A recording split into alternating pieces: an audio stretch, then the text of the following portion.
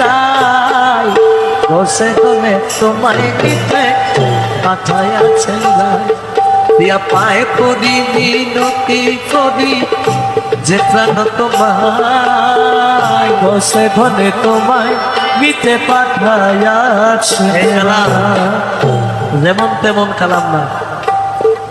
এই কালাম যিনি লিখেছেন উনিও আল্লাহর ওলি, যার কদমে বসে লিখেছেন উনিও আল্লাহর ওলি, যিনি আনতে পাঠাইছেন উনিও আল্লাহর ওলি। তিনজন ব্যক্তির ঘটনা এখানে, তিনজনই আল্লাহর ওলি। একজন হচ্ছে বাবা ভান্ডারী গৌসুল আজম গোলাম রহমান বাবা ভান্ডারী। যখন মাইজ ভান্ডার থেকে চলে গেলেন অনেক দূরে, 12 বছর হয়ে গেছে মাইজ ভান্ডার ফিরে না। হযরত কিবলা মাওলানা হাদি সাহেব কিবলাকে পাঠিয়েছেন